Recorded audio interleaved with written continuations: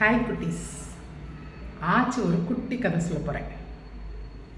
ஒரு பெரிய குளம், அந்த குளத்தில் நிறைய மீன்கள், குளம் ஆறு எல்லாத்துலேயும் மீன் நண்டு இந்த மாதிரி நீரில் உயிர் வாழ்கிறது நிறைய இருக்கும்.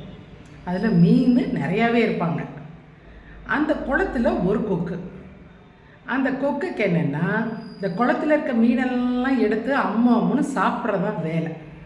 எப்போ பார்த்தாலும் இந்த குளத்துல இருக்க மீன் எடுத்து சாப்பிட்டு அவங்க பசிச்சுன்னா போய் குளத்துல மீனை பிடிச்சி சாப்பிட்ருவாங்க. அந்த ஒரு கொக்கு மட்டும் அங்கேயே இருந்துச்சு அந்த குளத்துலையே. அப்போ ஒரு நாள் பார்த்திங்கன்னா, இந்த கொக்கு ஒத்த காலில் நின்றுக்கிட்டு சோகமாக தலையை கீழே தொங்க போட்டுக்கிட்டு உட்காந்துருந்துச்சு. உடனே மீனெல்லாம் பார்க்குறாங்க. பார்த்துட்டு மீனெல்லாம் ஒன்றா வர்றாங்க. கொக்கண்ணே ஏன் சோகமாக இருக்கீங்க அப்படின்னு கேட்குதுங்க. ஒன்றும் இல்லை, நான் இப்போ தான் கேள்விப்பட்டேன், நாளைக்கு இங்கே இருக்க மீன் பிடிக்கிறவங்க எல்லாம் வந்து இந்த குளத்தில் இருக்க உங்களையெல்லாம் பிடிச்சிட்டு போகிறாங்களாம் அப்படின்ட்டு சொல்லுது. ஒன்று மீனெல்லாம் பயப்படுது. அதனால தான் நான் சாப்பாட்டுக்கு என்ன பண்ணுறதுன்னு கவலையாக இருக்கேன். இப்போ உங்களையெல்லாம் பிடிச்சிட்டு போய்ட்டு நான் என்ன பண்ணுவேன் சாப்பாட்டுக்கு, அதனால தான் நான் சோகமாக இருக்கேன் அப்படின்னு கொக்கு சொல்லுது. மீனெல்லாம் உடனே ஒரு மீட்டிங் போடுறாங்க. போட்டு மீட்டிங் குசு குசுன்னு பேசுகிறாங்க. என்னென்னா, நமக்கு வர்ற ஆபத்தை இந்த கொக்கு சொல்லிடுச்சே, யாராவது சொல்லுவாங்களா? நம்மளை பிடிக்க போகிறாங்கன்னு முன்கூடியே தெரிஞ்சு இந்த கொக்கு நம்மள்கிட்ட சொல்லிடுச்சு. அதனால நம்மளை எப்படி காப்பாற்றுறது, நம்ம எப்படி உயிரோடு இருக்குன்னு ஐடியாவும் கொக்கிட்டே கேட்கலாம் அப்படின்னு சொல்லிட்டு மறுபடியும் வந்து கொக்கண்ணே அப்படின்னு எல்லா மீனும் வர்றாங்க. வந்துட்டு எங்களுக்கு ஒரு ஐடியா சொல்லுங்கள், நீங்கள் எங்களோட ஆபத்தை சொன்னதுக்கு உங்களுக்கு நாங்கள் ரொம்ப கடமைப்பட்டிருக்கோம், அதே மாதிரி எங்களை காப்பாற்றுறதுக்கு ஒரு ஐடியா சொல்லுங்களேன் அப்படின்னு கேட்குறாங்க மீனெல்லாம். கொக்கு என்ன சொல்லுது, போங்கப்பா, நானே வயசானவன், நான் என்ன வர்ற மீன் பிடிக்க வர்றவங்க கூட நான் சண்டையாக போட முடியும், எனக்கு வயசு ஆயிடுச்சுல.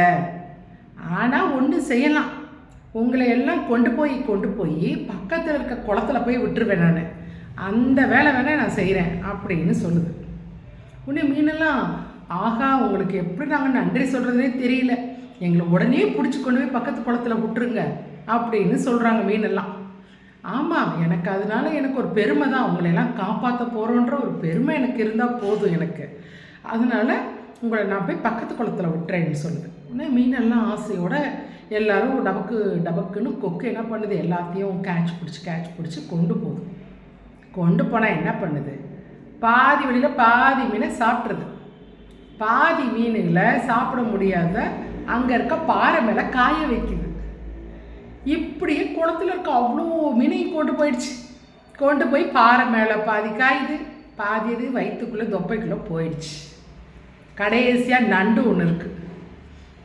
நண்டு என்ன சொல்லுது, கொக்கண்ணே என்னையும் கூட்டிகிட்டு போயிருங்க, கொண்டு போய் அந்த குளத்துல விட்டுருங்க அப்படின்னு.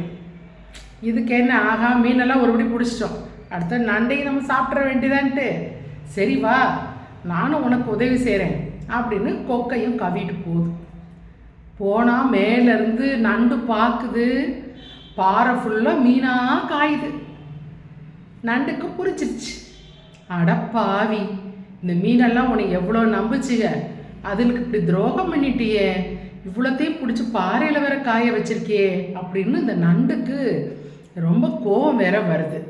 ஒரு நம்பிக்கை துரோகம் பண்ணிடுச்சே அப்படின்ட்டு, கொக்கண்ணே நான் வர்ற அவசரத்தில் என்னோடய ஃப்ரெண்ட்ஸ் மீதி நண்டுட்டெல்லாம் சொல்ல மறந்துட்டேன், என்னை பழையபடி கொண்டு போய் குளத்துல விட்டீங்கன்னு வைங்க, நான் எல்லார்கிட்டையும் வாங்க அப்படின்னு நான் தகவலை சொல்லிட்டு வந்துடுவேன் அப்படின்னு சொல்லுது நைஸா. உடனே கொக்கும், ஓகே, ஒரு நண்டுக்கு நிறைய நண்டு கிடைக்குமேன்னு சொல்லிட்டு, சரி வா, உன்னை கொண்டு போய் குளத்துல விடுறேன்னு சொல்லிட்டு வருது. கரெக்டாக குளத்துக்கிட்ட அந்த தண்ணிக்கிட்ட வரும்போது நண்டு என்ன பண்ணுது, அது கொடுக்க வச்சு கொக்கோட நெக்கு கழுத்தை டக்குன்னு கட் பண்ணிடுது. அது கொடுக்கு ரொம்ப ஷார்ப்பாக இருக்கும்ல, நண்டோட கொடுக்கு வச்சு நெக்கை கட் பண்ணிடுது. கட் பண்ணிட்டு அது தண்ணிக்குள்ளே விழுந்துருச்சு. கொக்குவும் கழுத்தை கட் பண்ணி அதுவும் செத்து போயிடுச்சு. கொக்குமே நண்டு உள்ளுக்குள்ளே போயிடுச்சு, தண்ணிக்குள்ளே போய் அது ஜாலியாக இருக்கு. எப்பயுமே யாரையுமே நம்புறதுக்கு முன்னாடி ரொம்ப யோசிக்கணும். நீங்கள் ஸ்கூலில் இருந்தாலும் சரி, வீட்டில் இருந்தாலும் சரி, யார் என்ன சொன்னாலும் ரொம்ப யோசிக்கணும். 1க்கு 10 தடவை யோசிக்கணும். அவங்க சொல்கிறது கரெக்டாக, அவங்க செய்கிறது கரெக்டாக அப்படின்றத புரிஞ்சுக்கணும், தெரிஞ்சுக்கணும். அவசரப்பட்டு ஒருத்தர் உடனே நம்பிடக்கூடாது. சரியா? இப்படி நம்பினா மீன் மாதிரி பாறை மேலே காய வேண்டிதான். அவ்வளோதானே.